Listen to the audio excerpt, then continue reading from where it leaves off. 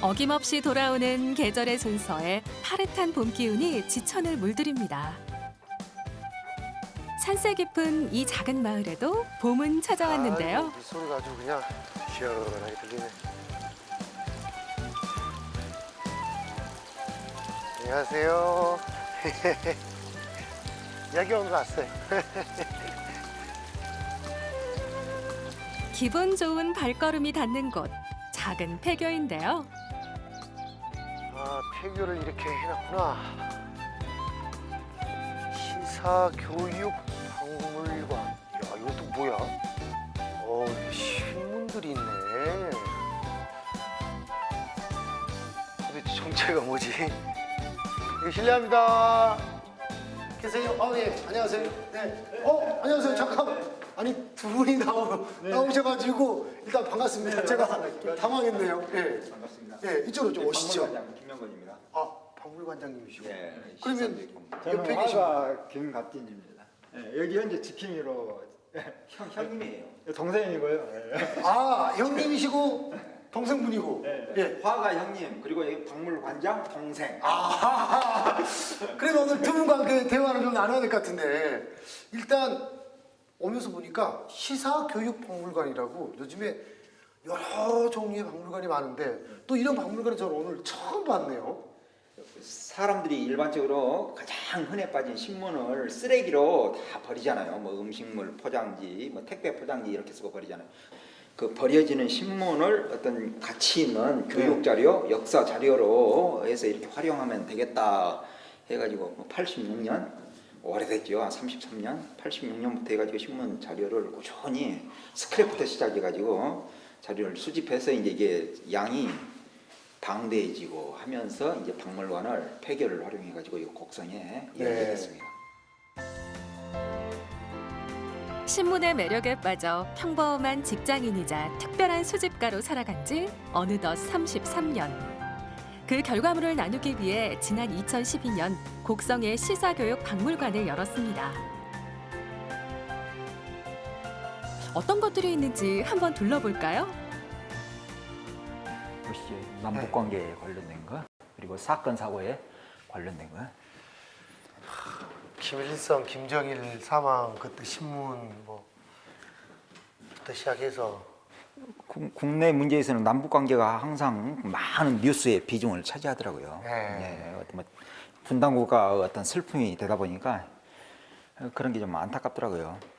이거는 정확히 딱 20년이 된 거네요. 신창원. 근데 신창원이가 순천 아파트에서 잡혔어요.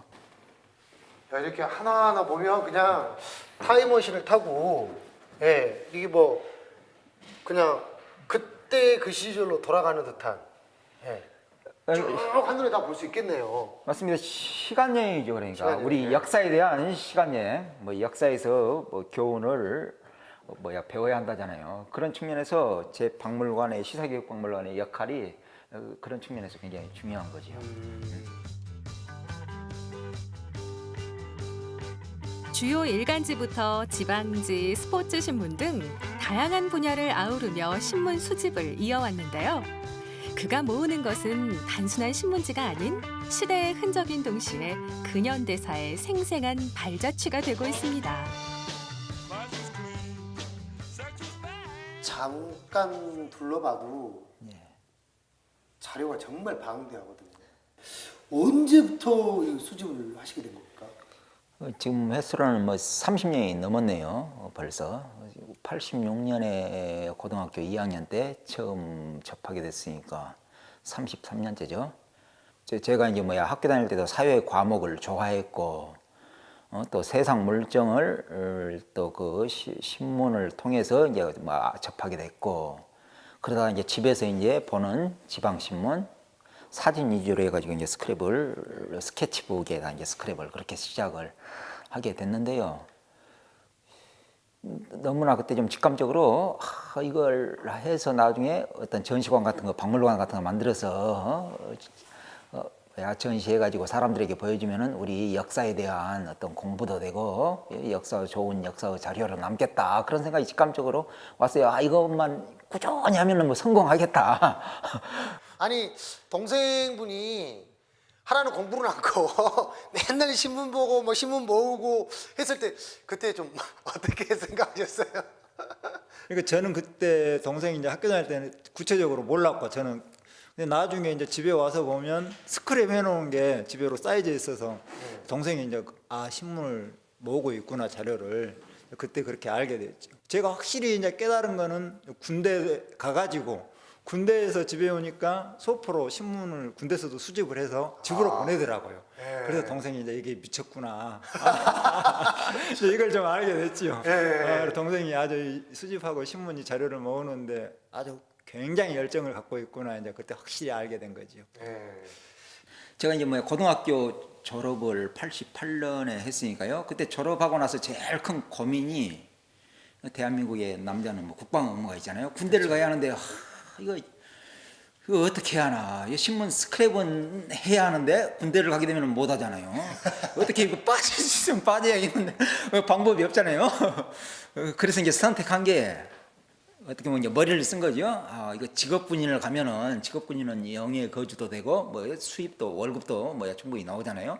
직업군인을 선택해서 가면은 군대에서도 계속해서 스크랩을 할 수 있겠구나. 신문 수집을 할 수 있겠구나 해가지고 해병대가 하사관 지금 부사관으로 바뀌었지만은 하사관을 지원해서 군대 가가지고 이제 또 군대에서도 제가 생각했던 것처럼 그렇게 원 없이 스크랩을 하게 된 거지요. 국방의 의무도 막지 못했던 그의 열정은 직장 생활을 하면서도 이어졌는데요. 그렇게 김명곤 관장이 신문에 청춘을 바치는 동안 묵묵히 그의 곁을 지키며 응원을 건넨 사람, 형인 김갑진 작가였습니다. 이제는 형님과 함께 시사교육박물관을 운영하며 같은 꿈을 이뤄가고 있습니다. 그런데 대체 이 많은 신문은 다 어디서 가져오는 거죠? 제 직장에 있는 충남 당진이요. 당진에도 예, 거기에서 주로 수집 작업은 그 직장 생활하면서 수집 작업은 진행이 되고 있고 또 이제 자료가 어느 정도 모아지면은 곡성 이곳으로 이제 또 가져와서 여기서 자료 정리하고 또 걸 거 자료 걸 거 그 저기서 하고. 그가 있는 곳이라면 어디라도 신문탑이 높게 세워지는데요. 쌓여가는 신문만큼 걱정도 늘어나고 있습니다. 한때는 100여 종에 이르는 신문을 모으며 차곡차곡 정리해 나갔지만 지금은 경제적인 이유와 현실적인 문제로 주춤한 상태인데요. 그럼에도 여전히 신문을 모으는 일은 멈추지 않고 있습니다.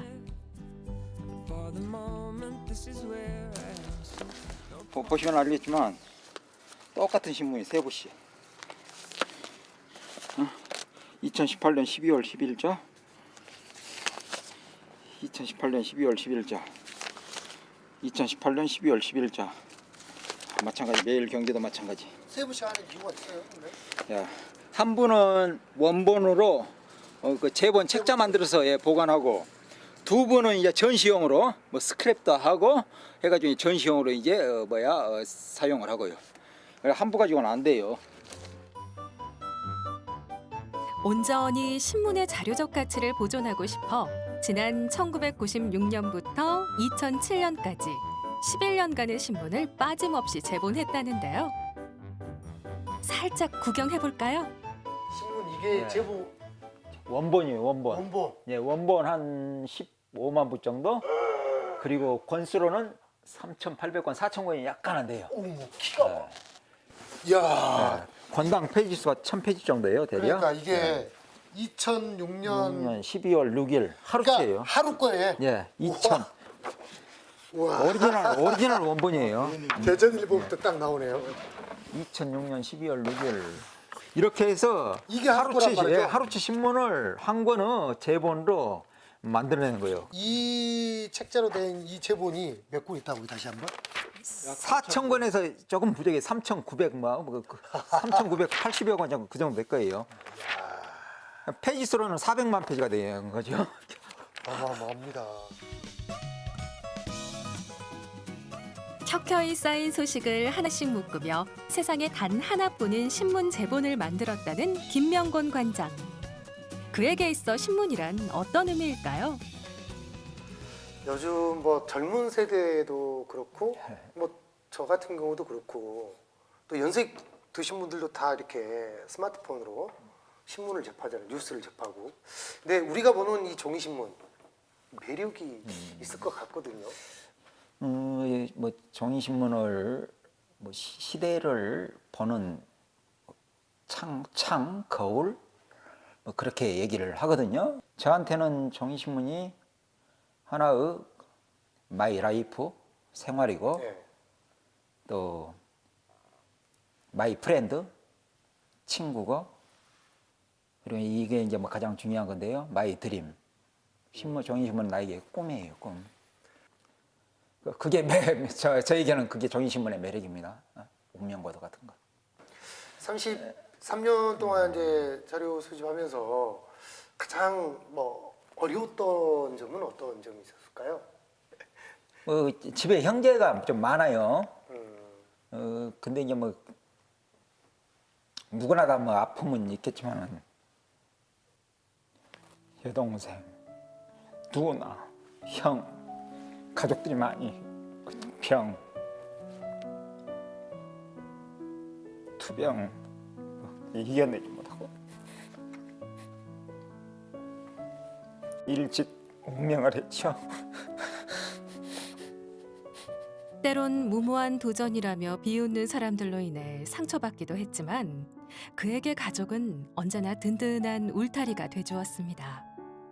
그리고 생애 마지막까지 자신의 모든 것을 내어준 동생의 마음을 알기에 김명곤 관장에게 박물관은 오랜 꿈이자 포기할 수 없는 삶의 희망이 되었습니다. 하지만 우직하게 앞만 보며 달려온 두 형제에게 이상과 달리 현실의 벽은 높기만 했습니다.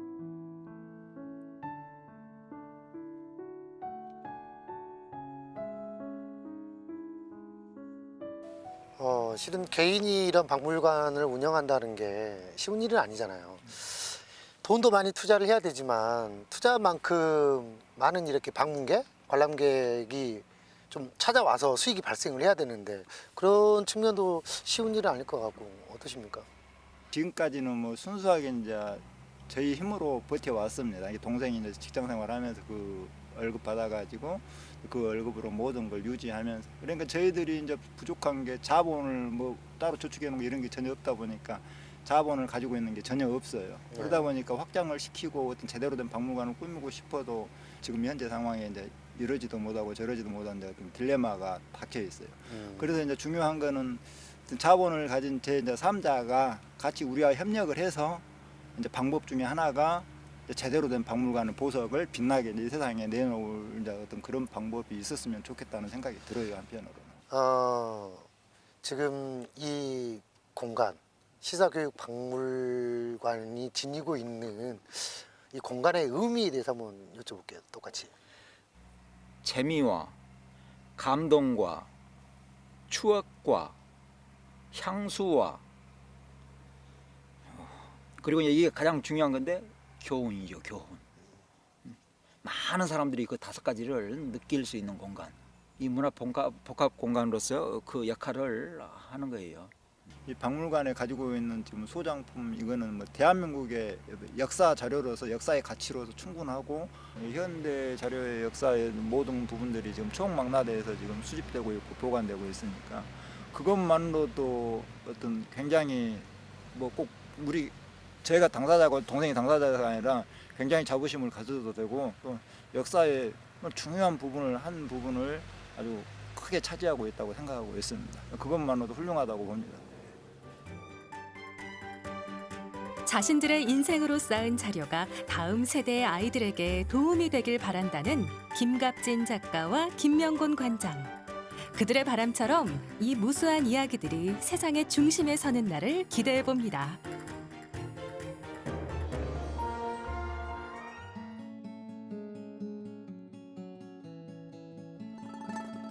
흔들림 없이 고요한 속도로 흘러가는 자연의 품을 따라 잠시 거닐어 봅니다. 오늘의 소식을 모아 내일의 희망을 만들어가는 그들에게 다가오는 미래란 어떤 모습일까요? 형제끼리 오래간만에 산책도 해보시죠. 거의 뭐 처음 같은데요. 진짜. 이렇게 같이 그래도 이렇게 여기도 같이 와보고 거의 한 번도 안 와봤거든요. 네. 앞으로 뭐 박물관뿐만이 아니라 개인적인 뭐 목표나 계획이 있을 것 같거든요. 뭐든지 그러겠지만은 포기하면은 그것으로 끝나는 거 아니에요. 좋아하는 일을 찾았고 또 목표가 정해졌다면은 그걸 끝까지 해내놓는 그 뭐 생존력 그게 가장 필요한 것 같아요. 그러다 보면은 제가 뭐 추구하는 뭐 최고 박물관 그런 목적지에 도착하지 않겠어요. 앞으로도 뭐 더 열심히 해야죠. 두 분 형제분들의 꿈 계획이 꼭 이루어지길 바라겠습니다. 네, 오늘 감사합니다. 네, 수고하셨습니다.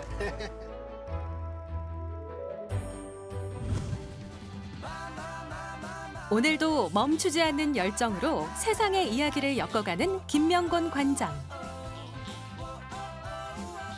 그리고 그의 든든한 벗을 자처하는 김갑진 작가. 두 형제의 행복한 동행을 응원합니다. 여기 신문과 사랑에 홀짝 빠진 사람 김명건이 있수다.